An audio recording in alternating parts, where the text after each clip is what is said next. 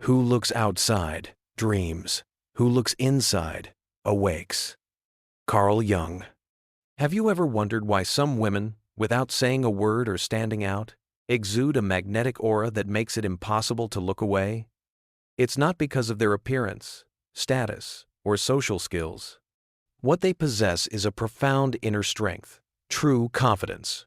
This isn't the rehearsed confidence of performance, but the kind that arises from an awakened inner self, a harmony of mind, body, and soul. Carl Jung called this the journey back to the authentic, primal self, untainted by society, expectations, or wounds. A truly confident woman doesn't just know who she is. She believes in it. This belief isn't born from external validation. It's the result of her inward journey, where she has seen herself, both her light and her shadow, and embraced it all. So what creates this extraordinary confidence? And how do we break free from the facade painted by external expectations and standards?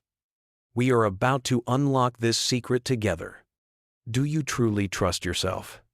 Not when you're wearing a stunning outfit or posting a photo captioned, "I'm fine," but in those moments when no one is watching, when no one expects you to perform, when it's just you and the mirror. The truth is, most of us don't truly trust ourselves, even if we appear strong, decisive, or even inspiring to others. When the roles we play fall away, when night descends and our minds are laid bare, doubt creeps in. We doubt our emotions, our choices, even our very existence. Carl Jung once said that modern humanity no longer faces a crisis of religion or morality, but a crisis of identity, where we lose connection with our true self, the self. And when we lose the self, the first thing to crumble is the deep trust that we can rely on ourselves, that our intuition is valid, that the voice within is not an enemy but a guide. Imagine you're a lighthouse in a foggy sea. If your light comes from an internal source, you can stand firm through any storm. But if that light is controlled externally, when the waves rise, you lose your way. This is the state of someone living without self-trust. Their light depends on recognition, praise, or that you should do this from others. The fear of failure, of judgment, of things going wrong, all stem from this place. Not because you're weak, but because you've learned to place the power to define yourself in others' hands for too long. You become a product of external voices, parents, society, social media, and the culture of instant success. The danger is we repeat this pattern daily, without realizing it. You hesitate to make simple decisions because you're afraid of being wrong. You stay silent when something feels off because you're unsure if your feelings are worthy of being voiced. You promised yourself you'd sleep early, yet you're curled up in the blue glow of your phone at 1:00 a.m., scrolling through things you don't truly care about. These small acts are moments when you quietly break agreements with yourself. Little by little, you form an unconscious belief that your inner voice isn't important enough to honor. Jung called this living from the persona, the social mask. Self-trust, therefore, isn't the hollow confidence labeled girl boss or high value. It's an inner state where you can stand in the storm without faltering because you know who you are. And you don't abandon yourself like an ancient tree that doesn't need to grow taller to prove its worth. It only needs deep roots. A woman with self-trust doesn't need to try to impress. Her energy commands respect, not because of a loud voice, but because her silence carries weight. When you betray your emotions long enough, your mind and body begin to disconnect. You no longer know what right feels like. Intuition blurs. Decisions become mechanical. You become a machine, executing expectations, no longer able to feel yourself. This is why self-trust can't be taught through theory. It must be become. To become someone with self-trust, you must relearn one fundamental thing. Listening, not listening to react or avoid, but listening to understand the whispers of your soul, long ignored after years of neglect. Self-trust is daring to believe that your inner fears deserve to be heard, trusting your intuition even when it defies logic, and shifting from asking, "What do they think?" to what do I truly feel. In Jungian psychology, those without self-trust easily fall prey to shadow archetypes. They're susceptible to manipulation, self-doubt, and a persistent sense of not enough. But when self-trust is present, you reclaim control of your psychological system. You begin to respond consciously and sovereignly. And here's a remarkable truth. Self-trust makes a woman magnetic. It is a sacred return to a higher, deeper, truer self. Within every woman coexist two energies.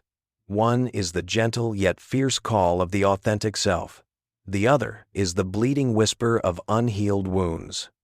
The question isn't whether you're feminine, it's whether you're living from the goddess within or being led by your cracks. A woman in goddess energy isn't always soft or submissive. On the contrary, she possesses a specific quiet strength. It's a profound presence that makes you feel safe. She doesn't compete for attention because she belongs to herself. She can say no without trembling, cry without shame, and love without losing herself. She has walked through the inferno of her inner world and returned with understanding. In contrast, a woman in wound energy lives in reaction, in defense. She may appear dazzling, but inside, she's a trembling girl, afraid of abandonment. She needs external validation to feel worthy, carrying a map of love tied to unhealed wounds, which Jung called psychological complexes. Imagine two women entering a party. One glides in like a cool breeze, present and centered. The other is striking but tense, her eyes darting, her laugh a bit loud. One is present, the other is performing. A woman in goddess energy has begun the individuation process, the reunion of ego and self, light and shadow.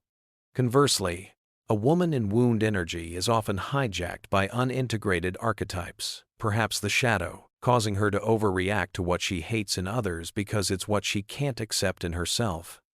The most important thing is, no one is born in a goddess state. Everyone has wounds and shadows. The difference lies in your choice. As Jung said, the sole purpose of human existence is to kindle a light in the darkness of mere being. A woman in goddess energy doesn't deny her darkness. She embraces it, understands it, and transforms it into strength. She treats herself like the person she loves most. If goddess energy is the state, then confidence is the light reflected from that journey. For Jung, confidence is the inevitable outcome of a soul that has found its center. It is awakened from within. True confidence cannot exist if the ego has not confronted its shadow. A confident woman is like a tree with roots sunk deep into the soil of her soul, roots of self-understanding, acceptance, and courage. True strength comes only when we dare to descend into the depths of our soul. True confidence doesn't lie in external light, but in the ability to step into the darkness without losing your way. This is the individuation process. From this, confidence arises, not as a mask, but as natural breath. Carl Jung once said, "You are what you do, not what you say you'll do." Trust in oneself doesn't come from theory, but from repeated behavior. Inner trust is built when there is consistency between your words and your actions. When you repeatedly fail to follow through on promises to yourself, your unconscious learns to doubt your words. Conversely, every time you keep your word, no matter how small, you rebuild an inner bond of trust. Behavioral studies show that repeated actions create new neural pathways, reinforcing a sense of control and consistency. True confidence doesn't arise from external validation, but from the assurance that you won't betray yourself. So how do you build this resilient inner nation? By making every promise to yourself a foundation. First, keep your word to yourself. Imagine you're climbing a psychological mountain. Each step is a small commitment kept. This silent repetition builds a sturdy path.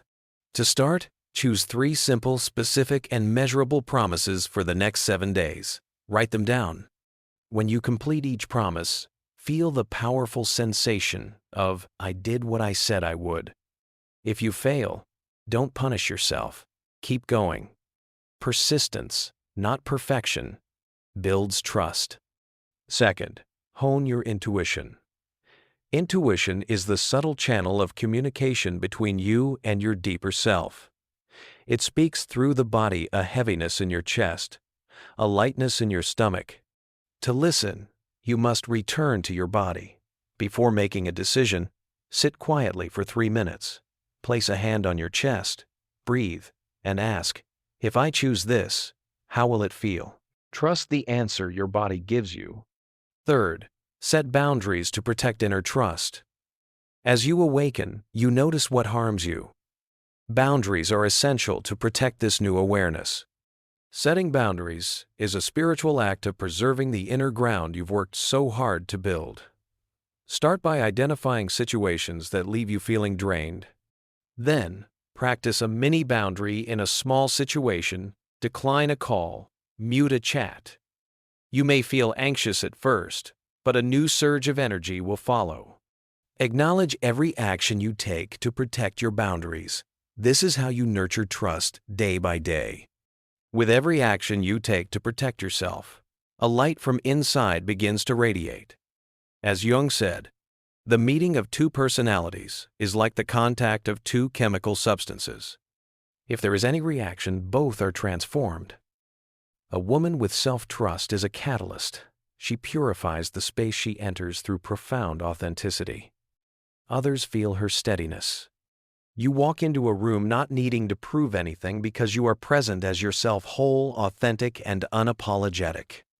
This complete acceptance of yourself makes others reflect on themselves. You create a silent healing space for other women, simply by living authentically. By daring to stand firm in your imperfection, you send a message. You can do this too. In Jung's perspective, such a woman embodies the archetype of the healer or the guide. You don't just change yourself, you ignite the potential for change in those around you. The respect she receives comes from the feeling that, beside her, I can be myself. In the end, self-trust isn't a destination to reach, but a relationship to nurture daily. It's learning to stay with yourself, not just when you're radiant, but when you're chaotic, conflicted, or uncertain. Like a lifelong friendship, it grows through patience, through the moments you choose not to abandon yourself. A woman who trusts herself isn't someone who never fears. She simply doesn't let fear lead the way.